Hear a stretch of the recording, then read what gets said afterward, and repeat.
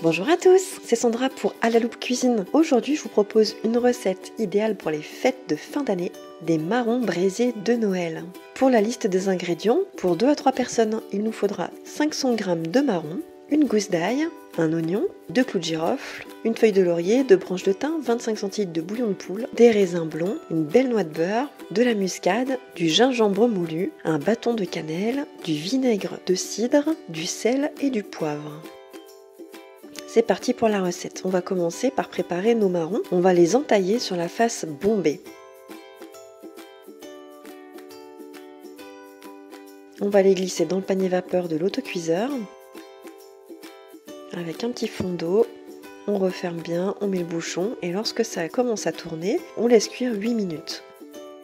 On laisse refroidir légèrement et on les épluche. Si vous n'avez pas le temps, vous pouvez utiliser des châtaignes déjà pelées au feu de bois comme les miennes. Ça sera plus rapide. Celles-ci sont délicieuses. On prépare le bouillon de poule, donc 25 centilitres d'eau avec un bouillon cube. On prépare l'oignon, on l'épluche, on les mince en petits morceaux. Dans un faitout, je fais fondre le beurre. J'ajoute l'oignon et je laisse blondir à feu moyen. Je sale, je poivre, je mélange bien.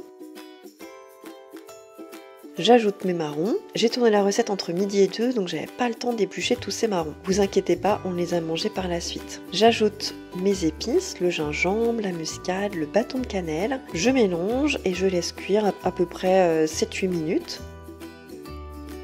J'ajoute ensuite le bouillon de poule, 5 centilitres d'eau, un petit peu de vinaigre, le laurier, le thym, l'ail en chemise dans lequel j'ai planté les clous de girofle. Je mélange, je baisse le feu, je couvre et je laisse cuire comme ça 30 petites minutes. Sur la fin, j'ajoute les raisins blonds, je mélange, je retire le couvercle et je laisse cuire 10 minutes supplémentaires. Et voilà, tout est prêt. Il n'y a plus qu'à dresser, il n'y a plus qu'à manger. Ça sera un accompagnement parfait pour votre volaille de Noël. Nous, on l'a mangé avec du boudin blanc et du riz. Avant les fêtes, c'était un peu Noël dans notre assiette. C'était vraiment délicieux. N'hésitez pas à reproduire cette recette, surtout pendant les fêtes. Je vous souhaite de très bonnes fêtes de fin d'année, un très bon Noël et je vous dis à la semaine prochaine pour une nouvelle recette sur À la loupe cuisine.